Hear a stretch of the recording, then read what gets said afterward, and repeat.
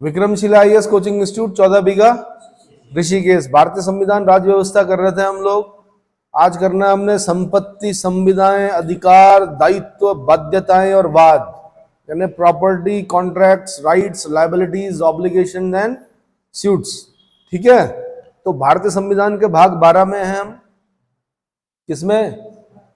भाग 12 में। तो संविधान के भाग 12 के अध्याय 3 अर्थात आर्टिकल 294 से 300 तक, 294 से 300 तक भारतीय संविधान के लागू होने के पश्चात संपत्तियों, अधिकारों और दायित्वों आदि के उत्तराधिकार के बारे में तथा संघ और राज्य सरकारों के व्यापार करने, संविदा यानी कॉन्ट्रैक्ट करने तथा वाद और कार्यवाहियों के बारे में प्रावधान किया गया है।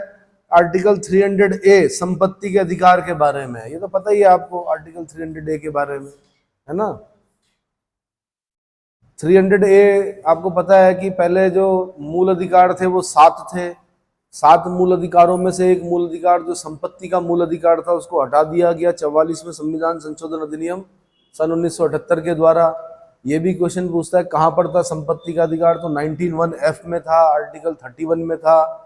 उसको 44वें संविधान संशोधन 1978 यानी 44th कॉन्स्टिट्यूशनल अमेंडमेंट एक्ट 1978 के द्वारा उसको वहां से हटा दिया गया। उसको भाग 12 में रखा गया, आर्टिकल 300A में रखा गया। उसको लीगल राइट बना दिया गया। क्या बना दिया गया? विधिक अधिकार बना दिया गया। ठीक है, तो भाई संपत्ति, आस्तियों आदि का उत्तराधिकार यानी succession to property, assets et cetera. इसमें बोला गया कि संविधान के लागू होने पर जो संपत्ति और आस्तियां यानी एसेट्स भारत डोमिनियन की सरकार के पास थी वह संघ सरकार में, तथा जो संपत्तियां और आस्तियां प्रांतीय सरकार के पास थी वह संबंधित राज्य सरकार में निहित हो गई। समझ में आ रहा है क्या बोलना चाह रहा हूं मैं? भाई डोमिनियन सरकार, भारत की डोमिनियन सरकार के पास कुछ संपत्ति रही होगी ना 26 जनवरी 1950 से पहले, वो सब संघ सरकार में चली गई, केंद्र सरकार के पास चली गई। और जो प्रांतीय सरकारों के पास थी वो प्रांतीय सरकारों के पास आ गई। इसी प्रकार जो अधिकार, जो दायित्व और जो बाध्यताएं यानी ऑब्लिगेशंस भारत डोमिनियन की सरकार की थी वह भारत सरकार की हो गई, और जो प्रांत की सरकार की थी वह संबंधित राज्य की सरकार की अधिकार, दायित्व और बाध्यताएं हो गई। आर्टिकल 294 में लिखा हुआ है ऐसा। कहाँ लिखा हुआ? इसको पढ़ते नहीं है बच्चे, यूपीएससी पढ़ती है इसको।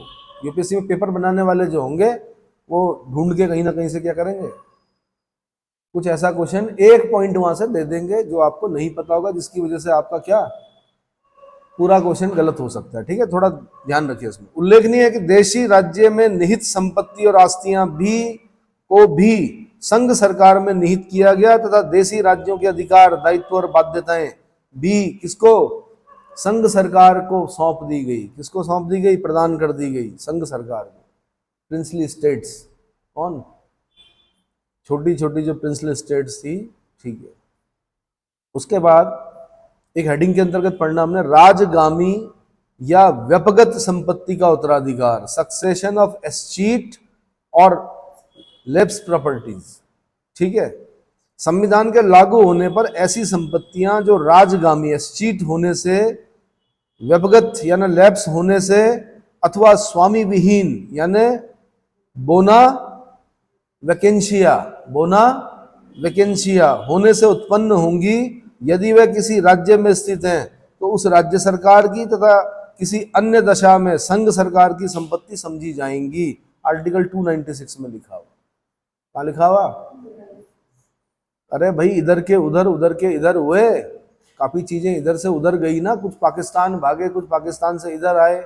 पाकिस्तान वालों ने तो पता नहीं क्या कहा, मुझे नहीं मालूम, लेकिन हमारे संविधान में लिखा हुआ है कि जो एस्टेट होने से, लैप्स होने से या बोना वैकेंशिया होने से जो क्या हुआ, जो संपत्तियां ऐसी हुई, अगर किसी राज्य में थी तो राज्य सरकार की हो गई वो, और अगर किसी अन्य दशा में संघ सरकार की संपत्ति समझी जाएंगी। इसकी संघ सरकार की संपत्ति समझी जाएंगी। उस समय बड़ा दिक्कत था भाई, है ना।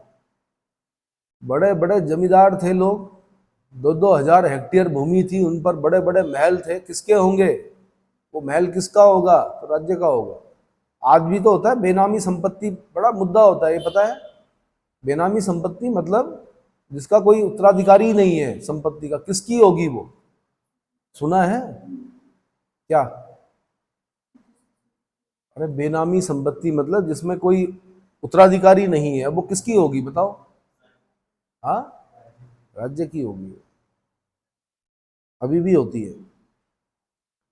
लेकिन कई चतुर लोग क्या करते हैं, बेनामी संपत्ति पर कब्जा कर लेते हैं। क्या कर लेते हैं? धीरे धीरे धीरे धीरे क्या होता है, वो फिर उसको अपनी बना लेते हैं। लेकिन मैंने कहा मेन जो होते हैं वो कागजी कागज होते हैं। वो कागज कहाँ होते हैं? आपके सरकार के पास होते हैं। एक ना एक दिन फिर वो बेनामी संपत्ति क्या होती है भाई? जैसे आपने सुना होगा काली कमली वाली धर्मशाला। काली कमली वाले एक बाबा थे, उनकी धर्मशालाएं दिखेंगी आपको, जितना जहां तक आप जाएंगे ना तीर्थाटन पर, तो वहां पर आपको क्या दिखेंगी? काली कमली वाले बाबा की धर्मशालाएं दिखेंगी। तो उनमें काफी धर्मशालाएं ऐसी हैं जिस पर लोग आए, वहीं बस गए, वहीं रह गए।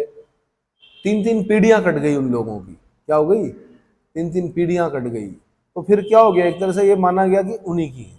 लेकिन ऐसा नहीं होता। कागज जिसके नाम होंगे, मतलब उनके नाम कागज नहीं हुए होंगे अभी तक, वो किसके नाम पर चढ़े होंगे अभी तक? सराय एक्ट में कहीं ना कहीं। समझ में आ रहा है? मतलब खरीद फरोख्त में दिक्कत होगी उनको, हमेशा बेच नहीं सकते ऐसे ऐसे खाली स्टाम्प 50 रुपए 100 10 रुपए के स्टाम्प पे बेच सकते हैं, ऐसे अपने नाम वो नहीं करा सकते, क्या बोलते हैं उसको, दाखिला खारिज नहीं करा सकते उसका। समझ में आया? ठीक।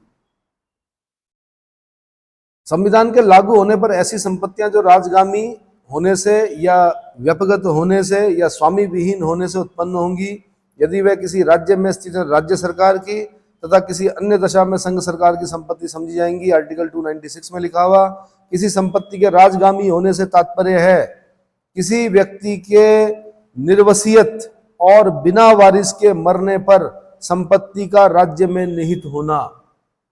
संपत्ति का राज्य में निहित होना। कोई व्यक्ति ने अपनी वसीयत नहीं बनाई, बिना वारिस के ही क्या हो गया, मर गया, तो वो अब संपत्ति किसके पास जाएगी? तो वो राज्य की संपत्ति मानी जाएगी। ठीक है। कोई संपत्ति व्यक्तिगत हुई कही जाती है जब उसके वास्तविक स्वामी द्वारा नियत समय के भीतर दावा न किए जाने पर वह राज्य की संपत्ति हो जाती है। क्या हो जाती है? राज्य की संपत्ति हो जाती है। और जिस संपत्ति पर कोई दावेदार नहीं होता है उसे स्वामित्व विहीन संपत्ति कहते हैं। क्या कहते हैं?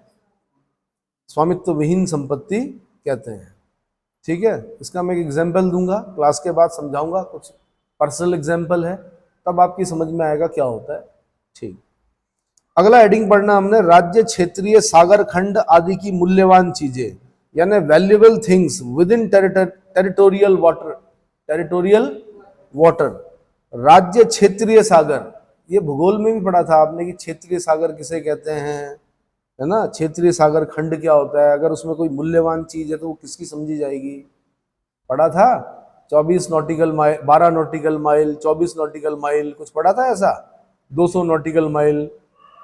समुद्र में कुछ होता है, अंतरराष्ट्रीय नियम होते हैं कुछ, है ना। तो आर्टिकल 297 के अनुसार भारत के राज्य, क्षेत्रीय सागर खंड यानी टेरिटोरियल वाटर्स, महाद्वीपीय मग्न तट यानी कॉन्टिनेंटल सेल्व्स, ये भूगोल के वो है शब्द, कॉन्टिनेंटल सेल्व्स। क्या होते हैं कॉन्टिनेंटल सेल्व्स?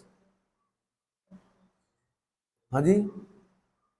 अरे आप जमीन, जहाँ पे जमीन और सागर मिल रहे हैं, तो ऐसा नहीं होता कि आप सागर में गए और नीचे खड्डे में चले गए 11 किलोमीटर। एक 1 डिग्री के स्लोप पर आपका क्या चल रहा होगा, कॉन्टिनेंटल शेल्फ चल रहा होगा। क्या चल रहा होगा? जब जमीन जहाँ पे खत्म होती है उसके बाद कॉन्टिनेंटल शेल्फ शुरू होता है, जहाँ पर कि ज्यादा गहराई नहीं होती है। पर इसका मतलब ये नहीं कि आप चले जाओ वहां पर, आपके हिसाब से बहुत ज्यादा गहराई होती है, 1 डिग्री का एंगल बढ़ता रहता है वो। फिर कॉन्टिनेंटल स्लोप आता है। क्या आता है? स्लोप में तो क्या होता है कि एकदम नीचे, फिर अगाध सागरीय मैदान आते हैं, वहीं कहीं पर ट्रेंच भी होते हैं, खड्ड। ये 4 चीजें दिखी जाती है कहाँ, सागर के नीचे। और भी होती हैं, बट ये 4 मेन क्या होते हैं, स्वरूप देखे जाते हैं। एक हो गया कॉन्टिनेंटल शेल्फ्स, एक हो गया कॉन्टिनेंटल स्लोप, एक होता है अगाध सागरीय मैदान। अगाध सागरीय मैदान मतलब ओशनिक प्लेन्स होते हैं नीचे, मैदान, जमीन से भी बड़े बड़े मैदान। इससे बड़े मैदान। और फिर ट्रेंच होते हैं, खड्डे, 11 किलोमीटर गहरे ट्रेंच भी हैं महासागरों में। पैसिफिक ओशन में जाना कभी, मैरिना ट्रेंच चैलेंजर डीप मिलेगा फिलीपींस के निकट। माउंट एवरेस्ट को भी डुबाओगे वो भी डूब जाएगा, क्योंकि 8,848 है माउंट एवरेस्ट और वो 11 किलोमीटर गहरा है। कितना है ना? मैरिना ट्रेंच चैलेंजर डीप बोलते हैं उसको, क्या बोलते हैं? ऐसे सुंडा ट्रेंच है, प्योर्टोरिको ट्रेंच है, बहुत सारे अलग अलग सागरों में अलग अलग ट्रेंच है, ठीक है। और जो कॉन्टिनेंटल सेल्स होते हैं, जब आप मैप में देख रहे होते हैं ना, तो जो जो देश की बाउंड्री होती है उसके किनारे जो व्हाइट कलर में दिखाई भी होती है boundary, that is continental shelves. जैसे ये दिखा रखा है, ये अफ्रीका के किनारे एक अलग कलर में भी दिखा रखा होगा, यानी यहाँ पे ज्यादा गहरा नहीं है। पेट्रोलियम क्रूड ऑयल वगैरह निकलता है यहाँ पर कॉन्टिनेंटल सेल्स में। मछलियां जो रहना पसंद करती हैं वो कहाँ रहती हैं? मछुआरे जो मछली पकड़ते हैं कॉन्टिनेंटल सेल्स में पकड़ते हैं, ठीक है। गहरे सागर की मछलियां अलग होती हैं, समझ में आया? ठीक है। तो भारत के राज्य क्षेत्रीय सागर खंड, महाद्वीपीय मग्न तट और अनन्य आर्थिक क्षेत्र यानी exclusive economic zone, exclusive economic zone में समुद्र के नीचे की सभी भूमि, खनिज यानी मिनरल्स और अन्य मूल्यवान चीजें संघ में निहित होंगी।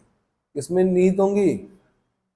कितने नॉटिकल माइल तक होता है एक्सक्लूसिव इकोनॉमिक जोन? चेक कीजिए, देखिए एक्सक्लूसिव इकोनॉमिक जोन कितने नॉटिकल माइल तक होगा? 24। अरे देख लिया करो, एक बार चेक करो। तो सारी मूल्यवान चीजें संघ में निहित होंगी और संघ के प्रयोजनों के लिए धारण की जाएंगी। क्या की जाएंगी? यह अनुच्छेद अंतरराष्ट्रीय विधि के नियमों को समाविष्ट करता है। अंतरराष्ट्रीय विधि के अंतर्गत राज्य क्षेत्रीय सागर खंड को राज्य क्षेत्र का भाग माना जाता है। 200 नॉटिकल माइल, कौन सा? The exclusive economic zone, 200 nautical mile, है ना। और क्षेत्रीय सागर खंड कहां तक होता है? ये इंटरनेशनल लॉ है। अंतरराष्ट्रीय विधि के अंतर्गत राज्य क्षेत्रीय सागर खंड को राज्य क्षेत्र का क्या भाग माना जाता है। चलो ये तो वो हो गया, माना आप अपने खेत पे हैंडपंप खोद रहे हो। क्या खोद रहे हो? आपने हैंडपंप लगाया और उसमें से पेट्रोलियम निकलने लगा। वैसे ऐसा होगा नहीं, पर मैं बोल रहा हूं कि माना ऐसा हो जाए, तो ये थोड़े कि आप पेट्रोल पंप खोल के बैठ गए वहां पर, ऐसा होगा? धरती के नीचे भले ही आपकी रजिस्ट्री हो, दाखिला खारिज हो, कुछ भी हो, चाहे तो घड़ा मिले सोने से भरा हुआ, सिक्कों से भरा हुआ, चाहे तेल मिले, चाहे लिथियम मिले, क्या मिले, तो सरकार की संपत्ति होगी वो। किसकी होगी? ऐसा मत बोलना कि मैं जी ये श्यामपुर वाला क्षेत्र है जो, ये किसका? कुषाणों का क्षेत्र है। कई बार पहले सुनते थे हम कि घड़ा मिला, तलवार मिली, तो वो आपने क्या करनी है? वो अपने घर में नहीं रखनी है। कहाँ देनी है? राज्य को देनी है। 10% शायद आपको मिलेगा, कंफर्म नहीं हूं मैं, मतलब उसकी जो कॉस्ट होगी उसका कुछ परसेंट आपको मिलेगा कि भाई आपने जमा कराया। तो हो सकता है वो इतिहास हो, क्या हो, तो आपने क्या करना है? सरकार को देना है वो घड़ा, जिसमें क्या मिलेंगे? सोने के सिक्के मिलेंगे, हीरे जवाहरात मिलेंगे, वो आपके नहीं है। भले ही जमीन आपकी नाम हो, रजिस्ट्री वगैरह, या तेल निकल गया या कोई अन्य चीज निकल गई, लिथियम का भंडार निकल गया, तब थोड़े आपका है वो। पता चल रहा है आप क्या कर रहे हैं, बैटरी बनाने का कारखाना खोल दिया, ऐसा नहीं होगा। लिथियम बैटरी, है ना। तो ये बोल रहा कहाँ का? ये बोल रहा महासागरीय मग्न तट, continental shelves, the exclusive economic zone. क्या पूछा मैंने आपसे अभी? है जी? हाँ, कहाँ तक होता है? 12 नॉटिकल माइल तक क्या होता है? टेरिटोरियल यानी राज्य क्षेत्रीय सागर खंड होता है। और 24 नॉटिकल माइल तक क्या होता है? मतलब जब मैं पूछूंगा तब ढूंढेंगे। 12 नॉटिकल माइल, 24 नॉटिकल माइल और 200 नॉटिकल माइल। 200 नॉटिकल माइल तक आपने बता दिया मुझको, the exclusive economic zone. 12 nautical mile तक भी बता दिया आपने मुझको, क्या? राज्य क्षेत्रीय सागर खंड। लेकिन 24 नॉटिकल माइल तक वाले क्षेत्र को क्या कहते हैं? हाँ जी, कंटीजियस जोन। हिंदी में बताइए कंटीजियस जोन को क्या बोलते हैं?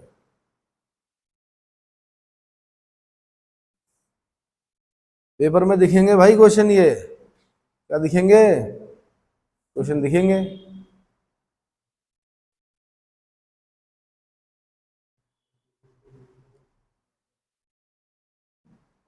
हाँ जी, कुछ और बोलते हैं, सन्निहित क्षेत्र भी बोलते होंगे, लेकिन कुछ और शब्द का प्रयोग किया जाता है भूगोल में। आगे, व्यापार करने आदि की शक्ति भाई, व्यापार करने आदि की शक्ति, संलग्न क्षेत्र बोलेंगे कुछ ऐसा करके, देखो, power to carry on trade etcetera, व्यापार करने आदि के शक्ति, power to carry on trade etcetera. Article 298 के तहत, बड़ा इंपॉर्टेंट, आर्टिकल 298 के तहत संघ तथा राज्यों को व्यापार करने तथा किसी प्रयोजन के लिए संपत्ति अर्जित करने, क्या करने, संपत्ति अर्जित करने, उसका व्ययन करने और संविदा करने की शक्ति प्रदान की गई है, कॉन्ट्रैक्ट करने की शक्ति प्रदान की गई है। अतः संघ तथा राज्य सरकारें अपने कार्यपालिका शक्ति के प्रयोग में व्यापार कर सकती है, किसी प्रयोजन के लिए संपत्ति का अर्जन या व्ययन कर सकती है तथा संविदा कर सकती है, कॉन्ट्रैक्ट कर सकती है। किंतु जब व्यापार या संपत्ति अर्जन का प्रयोजन ऐसा नहीं है जिसके संबंध में संसद विधि बना सकती है, तो संघ की यह कार्यपालिका शक्ति राज्य विधि के अधीन होगी। इसी प्रकार जब व्यापार या प्रयोजन ऐसा नहीं है जिसके संबंध में राज्य विधानमंडल विधि बना सकता है, तो इसके संबंध में राज्य की कार्यपालिका शक्ति संसदीय विधि के अधीन होगी। बहुत इंपॉर्टेंट लाइन है, क्या है, इंपॉर्टेंट है, इसको समझिए, बार बार सुनिए। आर्टिकल 299 के अनुसार संघ तथा राज्य सरकारों द्वारा अपनी कार्यपालिका शक्ति के प्रयोग में की जाने वाली सभी संविदाएं, की जाने वाली संविदाएं मतलब कॉन्ट्रैक्ट, यथा स्थिति राष्ट्रपति या राज्यपाल के नाम से की जाती है। सरकारी संविदाएं जितनी भी निकलती हैं, अगर राज्य में निकल रही हैं तो राज्यपाल की ओर से निकाली गई मानी जाती हैं, और अगर संघ में निकल रही हैं तो राष्ट्रपति की ओर से निकाली गई मानी जाती है। ठीक है, ये संविधाएं ऐसे व्यक्ति द्वारा निष्पादित यानी एग्जीक्यूटेड की जाती हैं, किंतु वह इस प्रयोजन हेतु निर्दिष्ट या प्राधिकृत करता है, किंतु इन संविधाओं के संबंध में न तो राष्ट्रपति, न राज्यपाल, न ही संविधा को निष्पादित करने वाला व्यक्ति व्यक्तिगत रूप से उत्तरदायी होता है, पर्सनली लायबल नहीं होता है। इसके लिए यथास्थिति केंद्र या राज्य सरकारें उत्तरदायी होती हैं। कौन होती हैं? केंद्र या राज्य सरकारें उत्तरदायी होती हैं। क्लियर हो गया? अगला हेडिंग पढ़ना हमने, वाद और कार्रवाइयां, सूट्स एंड प्रोसीडिंग्स।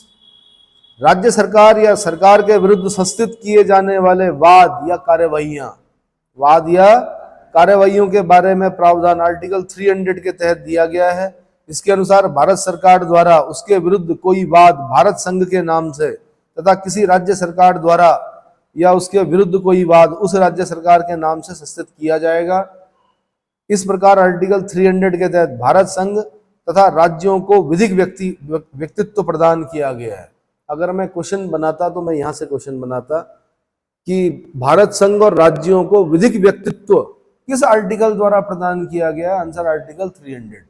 अब जैसे बोल रहे हैं ना, केशवानंद भारती बनाम केरल राज्य, जो वाद है वो किसके विरुद्ध है? केरल राज्य के विरुद्ध है।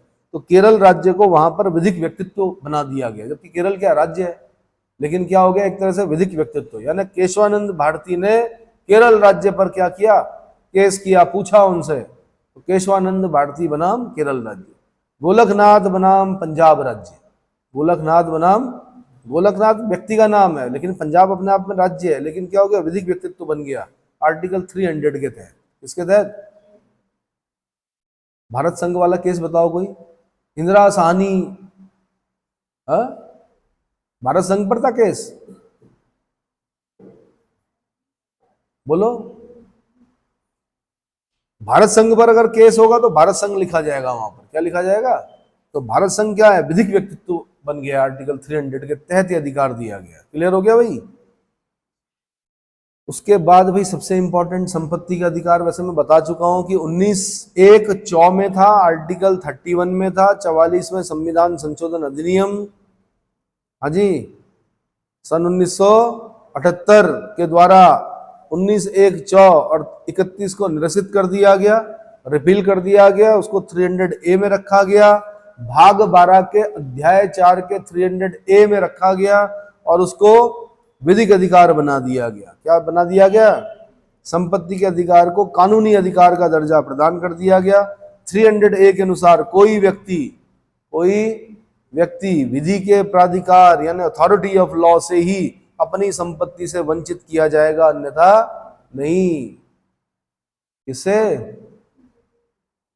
अपनी संपत्ति से वंचित अगर किसी को करना है तो फिर विधि के प्राधिकार, जैसे माना लैंड एक्विजिशन है भाई, एक एक्ट, एक कानून है लैंड एक्विजिशन का। क्या है?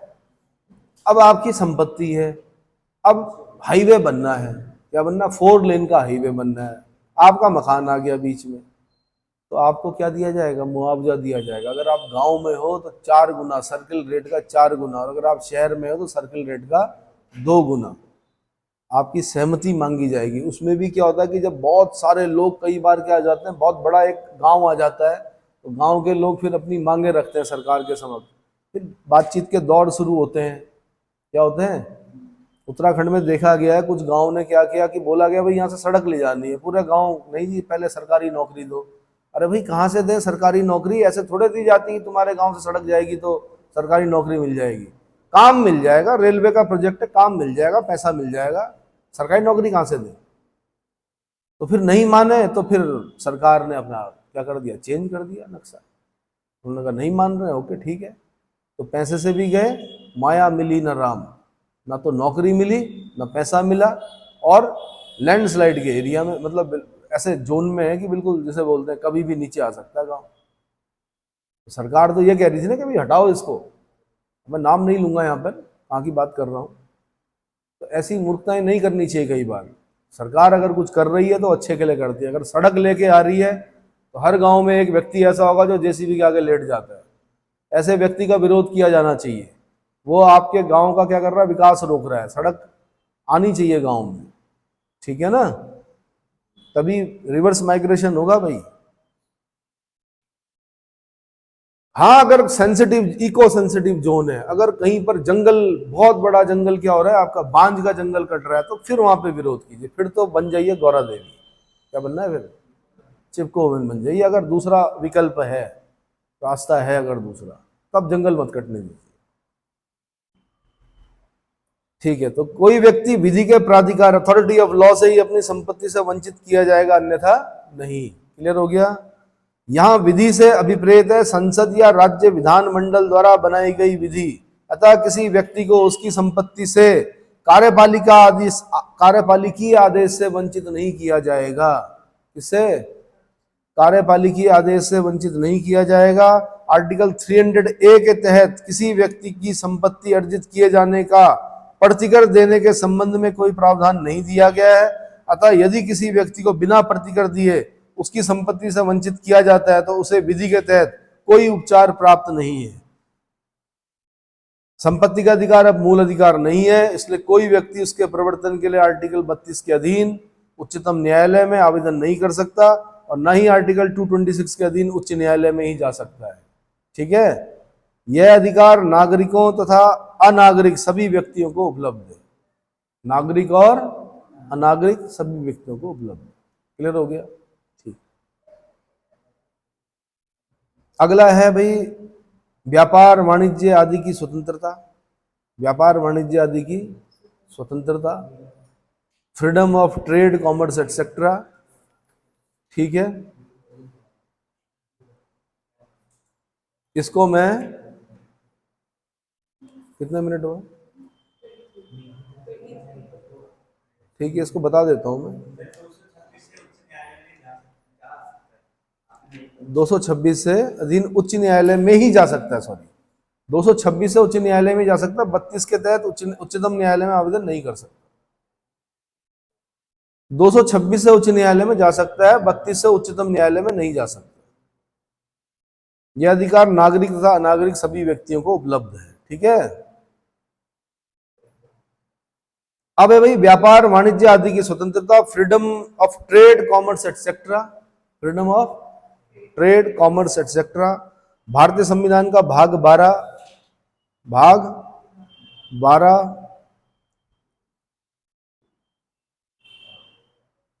के भाग 12 में कैसे पहुंचे? 300A तक तो हम चले गए, भाग 13 होना चाहिए मेरे ख्याल से। देखिए जरा, भाग 13 कहां से कहां तक स्टार्ट हो रहा है? 301 से ना, तो भाग 13 भाग संविधान के भाग 13 301 से 301 से 307 के तहत संपूर्ण भारतीय राज्य क्षेत्र में व्यापार, वाणिज्य और समागम की स्वतंत्रता को सुनिश्चित करने का प्रावधान किया गया है। देखिए, जाइए बियर एक्ट में जाइए, 301 में जाइए जरा। 301 कौन सा पार्ट है? भाग 13 है ना? हाँ जी। भारत के राज्य क्षेत्र के भीतर व्यापार, वाणिज्य और समागम। भाग 13 का जो हेडिंग है, trade, commerce and intercourse with in the territory of India, article 301 से 307 के बीच में संपूर्ण भारतीय राज्य क्षेत्र में व्यापार, वाणिज्य और समागम की स्वतंत्रता को सुनिश्चित करने के लिए प्रावधान किया गया। इस प्रावधान का मुख्य उद्देश्य राज्यों के बीच सीमा अवरोधों को समाप्त करना। क्वेश्चन बनता है यहां से, कौन सा आर्टिकल, कौन सा पार्ट राज्यों के बीच सीमा अवरोधों को समाप्त करता है, भारतीय संघ में एक आर्थिक इकाई के रूप में सृजित करता है, जिससे समस्त भारत में व्यापार और वाणिज्य का विकास अबाध रूप से हो सके। वरना तो सब यही बोलेंगे, भाई हम नहीं देंगे, इस राज्य से नहीं करेंगे, उस राज्य से नहीं करेंगे, इस राज्य को ये नहीं देंगे। फिर तो पी लिया आपने उत्तराखंड में नारियल पानी, है ना? फिर तो आ गया महाराष्ट्र का गन्ना यहाँ आया, मूंगफली नीचे की। नहीं समझ में आया? असम वाले बोलेंगे हम चाय देंगे नहीं किसी को, हम तो खुद ही क्या करेंगे, यूज करेंगे और बाहर को करेंगे। तो ऐसा नहीं होता है। आर्टिकल जो संविधान का भाग 13 है, इसको काट के सही कर दीजिए भाई, भाग 13 है ना? ये क्या करता है? आर्टिकल 301 से 307 व्यापार, वाणिज्य और समागम की स्वतंत्रता को सुनिश्चित करने के लिए प्रावधान करता है। इस प्रावधान का मुख्य उद्देश्य राज्यों के बीच सीमा अवरोधों को समाप्त करना तथा भारतीय संघ को एक आर्थिक इकाई के रूप में सृजित करना है, जिससे समस्त भारत में व्यापार और वाणिज्य का विकास अबाध रूप से हो सके। आर्टिकल 301 व्यापार, वाणिज्य और समागम की स्वतंत्रता का उल्लेख करता है। इसके अनुसार भारत के राज्य क्षेत्र में सर्वत्र व्यापार, वाणिज्य एवं समागम अबाध होगा, अर्थात प्रत्येक व्यक्ति को अपने राज्य की सीमाओं के भीतर और एक राज्य से दूसरे राज्य में समागम करने, व्यापार और वाणिज्य करने तथा वस्तुओं को लाने और ले जाने की स्वतंत्रता होगी। क्या होगी? लाने और ले जाने की स्वतंत्रता होगी। पर ये नहीं कि आप हरियाणा की शराब लेके आ रहे हो उत्तराखंड में बेचने के लिए, ऐसी स्वतंत्रता नहीं होगी। ये नहीं कि आप फिर राजस्थान से अफीम लेके आ रहे हैं यहाँ बेच रहे हो, वो भी नहीं होगी। सामान जब लाओगे तो सीमाओं पर आपको क्या देना पड़ेगा? स्टेट का जो टैक्स होगा वो देना पड़ेगा आपको। क्या देना पड़ेगा? यह प्रावधान ऑस्ट्रेलिया के संविधान की धारा 92 का संशोधित रूप है। ऑस्ट्रेलिया के संविधान की धारा 92 में यह उपबंध किया गया है कि व्यापार, वाणिज्य और समागम राज्यों के बीच पूर्णतः अबाध होना चाहिए। अबाध मतलब बिना किसी बाधा के होना चाहिए। अबाध मतलब यहां भारतीय संविधान द्वारा प्रदत्त व्यापार की स्वतंत्रता ऑस्ट्रेलिया के संविधान से दो बातों में भिन्न है। नंबर एक, जहां ऑस्ट्रेलिया के संविधान द्वारा केवल अंतर राज्यिक यानी राज्यों के बीच व्यापार की स्वतंत्रता प्रदान करता है, वहीं भारतीय संविधान राज्यों के बीच तथा राज्यों के भीतर भी यह स्वतंत्रता प्रदान करता है। क्या करता है? राज्य के भीतर भी यह स्वतंत्रता प्रदान करता है। द्वितीय, जहां ऑस्ट्रेलिया का संविधान पूर्ण यानी एब्सोल्यूट स्वतंत्रता प्रदान करता है, वहीं भारतीय संविधान द्वारा प्रदत्त स्वतंत्रता निर्बंधित है। क्या है? निर्बंधित है। इन निर्बंधनों का उल्लेख कहां पढ़ेंगे हम? 302 से 305 के बीच में पढ़ेंगे। कहां पढ़ेंगे? 302 से 305 के बीच में पढ़ेंगे। अब ऑस्ट्रेलिया में भी यही स्थिति है कि उन्हें विनियमित किया जा सकता है। अब निर्बंधन क्या है भाई? निर्बंधन क्या है? निर्बंधन पढ़ लेते हैं। व्यापार आदि की स्वतंत्रता पर निर्बंधन, restrictions on freedom of trade etcetera. Article 302 में कहा गया है कि संसद विधि द्वारा एक राज्य से दूसरे राज्य के मध्य या भारतीय राज्य क्षेत्र में किसी भाग के भीतर व्यापार, वाणिज्य, समागम की स्वतंत्रता को प्रतिबंधित कर सकती है। क्या कर सकती है? प्रतिबंधित कर सकती है, यदि ऐसा किया जाना लोकहित में आवश्यक हो। क्या हो? लोकहित में आवश्यक हो। आर्टिकल 303 दो राज्यों में विभेद करने वाली विधियों के निर्माण पर रोक लगाती है। इसके अनुसार संसद अथवा राज्य विधानमंडल व्यापार, वाणिज्य या समागम की स्वतंत्रता के संबंध में कोई ऐसी विधि नहीं बना सकते कोई ऐसी विधि नहीं बना सकते, यहाँ से ध्यान देना है आपने। नंबर 1, जो एक राज्य को दूसरे राज्य पर अधिमान यानी प्राथमिकता देने वाली हो, और दूसरी जो एक राज्य को और दूसरे राज्य के बीच विभेद करने वाली हो। ये दो, मैं यहाँ से यूपीएससी का क्वेश्चन बनाता अगर मैं बनाता, क्या बनाता, ये 2 पॉइंट लेके देता, आपसे पूछता स्टेटमेंट सही है कि नहीं है, ठीक है। किंतु इसका एक अपवाद है, संसद 2 राज्यों में विभेदकारी विधि भी बना सकती है यदि उसे प्रतीत हो कि किसी राज्य में माल की कमी यानी स्कार्सिटी ऑफ गुड्स से उत्पन्न संकट से निपटने के लिए ऐसी विधि का बनाया जाना आवश्यक है, ठीक है।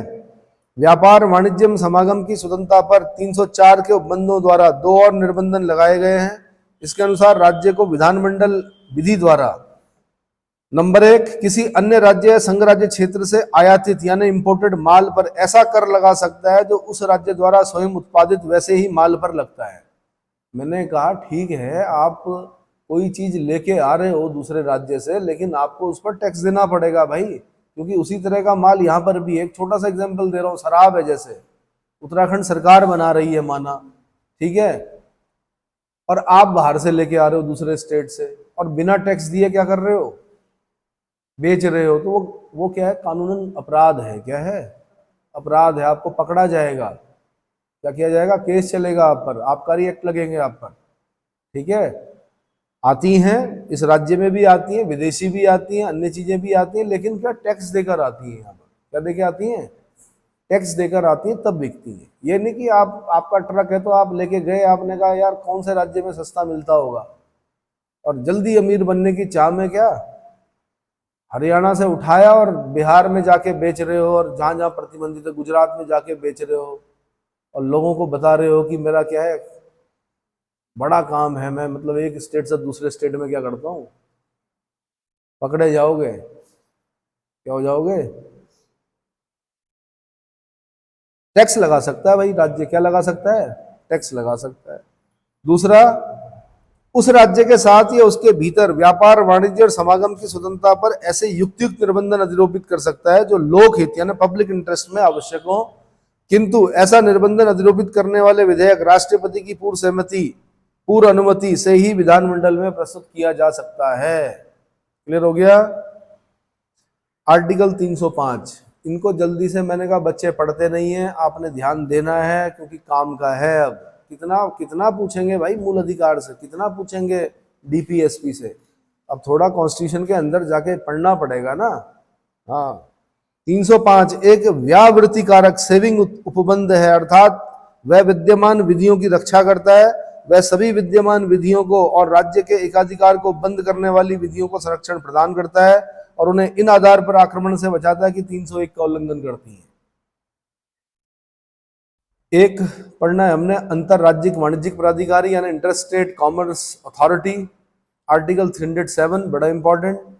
प्रावधान किया गया है कि व्यापार वाणिज्य और आवागमन की उपयुक्त स्वतंत्रता को प्रभावी करने के लिए संसद अंतरराज्यिक वाणिज्यिक प्राधिकारी की नियुक्ति कर सकती है तथा उसे ऐसी शक्तियां और कर्तव्य सौंप सकती है जो वह आवश्यक समझे। यहाँ से क्वेश्चन बन चुका है पहले कि एक अंतरराज्यिक वाणिज्यिक प्राधिकारी की नियुक्ति किस आर्टिकल के तहत की जाती है, संसद के द्वारा। आंसर 307। या कौन करता है, आंसर संसद करती है। कौन करती है, संसद करती है। क्लियर हो गया। उसके बाद बड़ा इंपॉर्टेंट टॉपिक है भाई क्षेत्रीय परिषदें। क्या है, मैंने आपको कहा था कि क्षेत्रीय परिषदें यानी जोनल काउंसिल्स या रीजनल काउंसिल्स भी बोलते हैं, जोनल काउंसिल्स, और आर्टिकल 263 इंटरस्टेट काउंसिल, दोनों को एक साथ पढ़ना। एक तरफ इंटरस्टेट काउंसिल को पढ़ना, एक तरफ क्षेत्रीय परिषदों को पढ़ना, जोनल काउंसिल्स को पढ़ना। जोनल काउंसिल्स पुरानी है, इंटरस्टेट काउंसिल 1990 में बनी, पर इंटरस्टेट काउंसिल क्या है कि संवैधानिक है। आर्टिकल 263 में उसका उल्लेख किया गया है, जबकि जोनल काउंसिल जो है वो संवैधानिक नहीं है। पंडित जवाहरलाल नेहरू के कंसेप्ट है ये, जिस पर ये जोनल काउंसिल्स चलती रही कई सालों तक। इतना समझ में आ गया, तो अगले लेक्चर में बताऊंगा इसको।